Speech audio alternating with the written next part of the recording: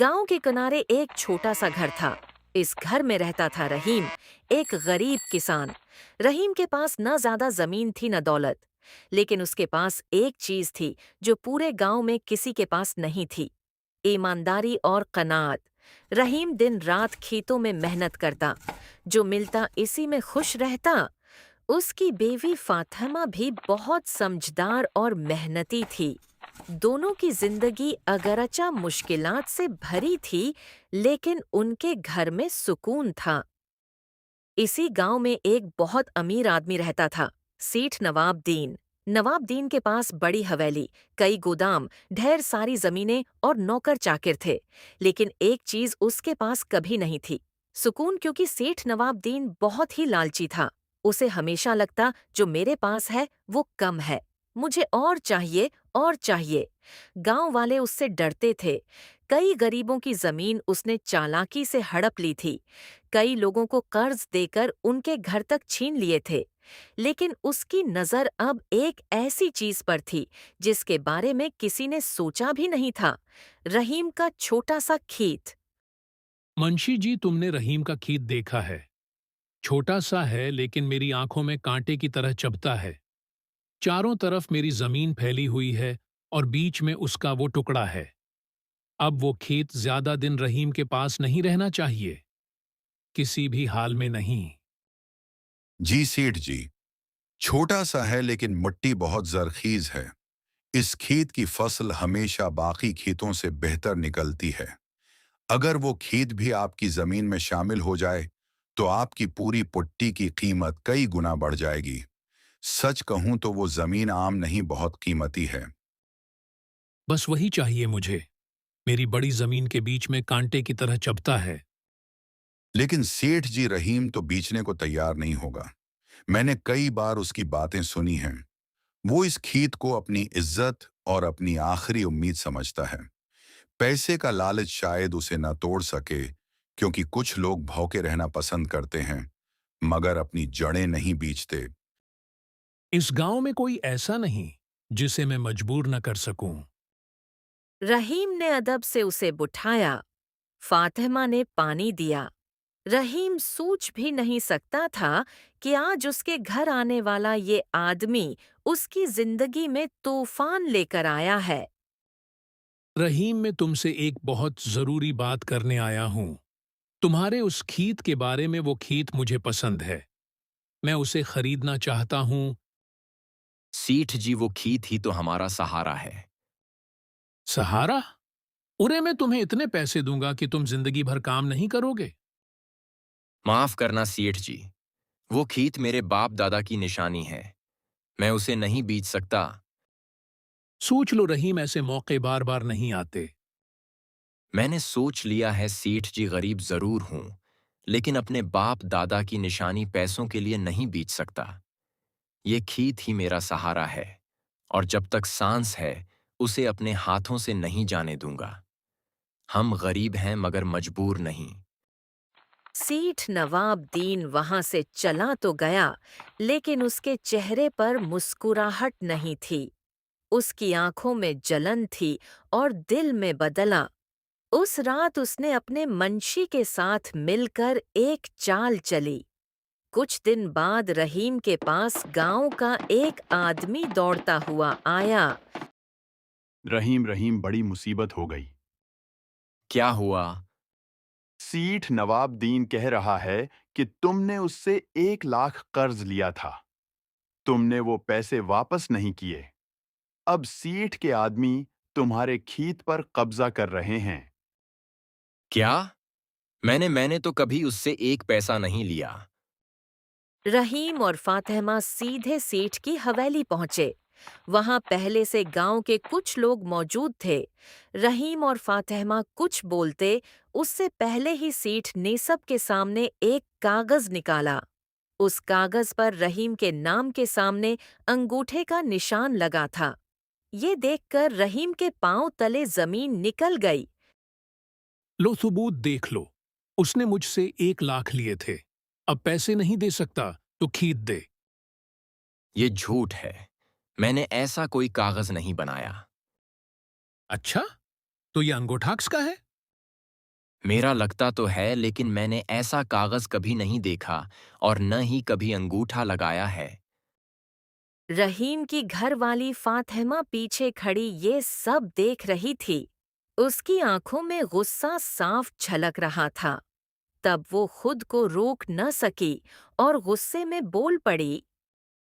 सेठ नवाबदीन, तुमने धोखा किया है। जबान संभाल कर, औरत, ये तुम्हारा घर नहीं है।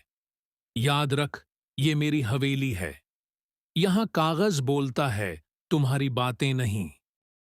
ये कागज भी झूठा है और तुम भी झूठ बोल रहे हो। अब बात तुम्हारी हवेली में नहीं होगी, पंचायत में होगी। चलो रहीम। गांव में पंचायत बुलाई गई। सब लोग इकट्ठे हुए, सरपंच भी आ गए।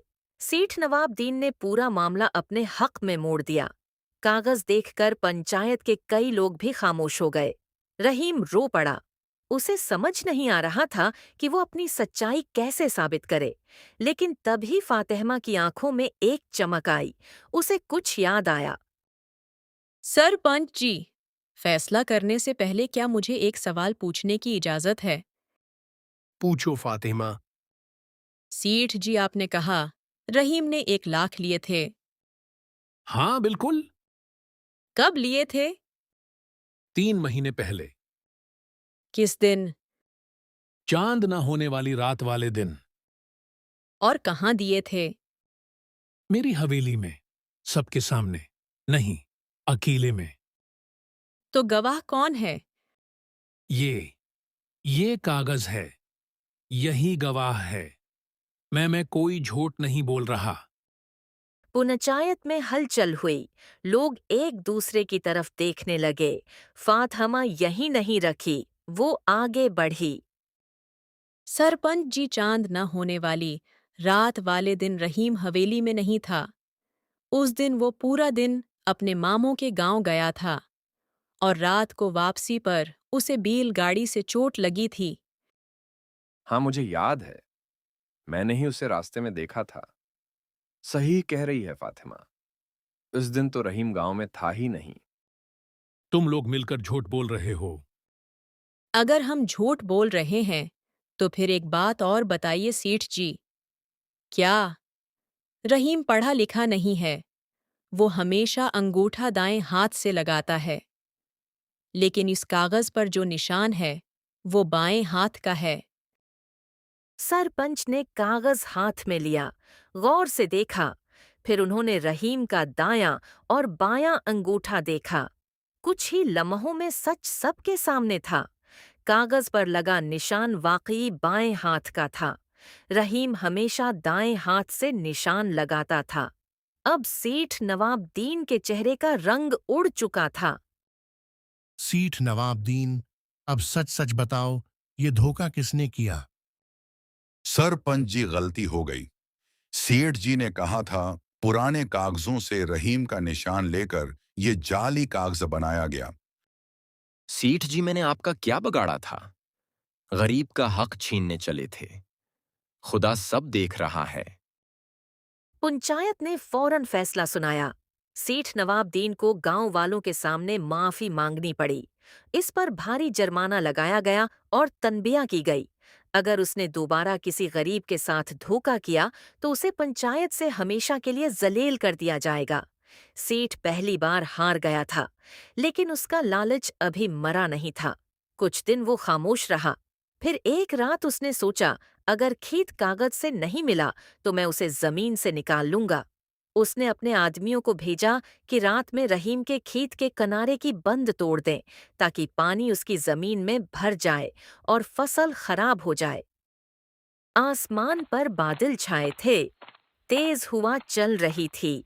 सेठ के आदमी खेत का बंद तोड़ने पहुंचे, लेकिन जैसे ही उन्होंने मिट्टी हटानी शुरू की, अचानक जोरदार बारिश होने लगी। बारिश इतनी तेज थी कि वो घबरा गए और भाग खड़े हुए। लेकिन जो बंद उन्होंने आधी तोड़ी थी, इससे पानी का रख बदल गया और पानी रहीम के खेत में नहीं, बल्कि सीधा सेठ नवाबदीन के बड़े गोदाम की तरफ चला गया। इस गोदाम में उसने इस साल का सारा अनाज भर रखा था। कुछ ही देर में पानी अंदर घिस गया बोरियां भीग गईं, इनाज सुड़ने लगा, लकड़ी के तख्ते बह गए। सुबह तक सेठ नवाबदीन का लाखों का नुकसान हो चुका था। सेठ जी बड़ा नुकसान हो गया। गोदाम में पानी भर गया, सारा अनाज खराब हो गया। नहीं नहीं, ये नहीं हो सकता। सेठ जी रात को जो बंद तड़वाई थी, इसी से पानी का रख बदल गया। मतलब जो गड्ढा मैंने रहीम के लिए खोदा, इसी में मैं खुद गिर गया। सेठ नवाबदीन पहली बार टूट गया। वो अपनी बर्बाद होती दौलत को देखता रहा। उसके हाथ कांप रहे थे, चेहरा पहला पड़ चुका था। इसी वक्त रहीम और फातिमा ही वहां पहुंचे। गांव वाले भी जमा हो गए। सब समझ रहे थे कि रहीम बदला लेने आया है। उन्हें लगा अब वो ताना देगा, लेकिन जो हुआ उसने सबको हैरान कर दिया। सेठ जी, जो हुआ बरा हुआ, लेकिन अगर आप चाहें तो मैं और गांव वाले मिलकर इनाज बचाने की कोशिश कर सकते हैं। मैंने तुम्हारे साथ धोखा किया और तुम मेरी मदद करोगे? हम गरीब हैं, मगर दिल से गरीब नहीं। लालच इंसान को अंधा कर देता है, लेकिन अगर इंसान वक्त पर समझ जाए तो सब खत्म होने से पहले बदल भी सकता है। मैं आप सबसे माफी मांगता हूं और एक वादा करता हूं, मैं किसी भी गरीब का हक नहीं छीनूंगा। मैंने जिस जिसकी जमीन छीनी है उसे वापस करूंगा और गांव के लिए एक इनाज घर भी बनवाऊंगा।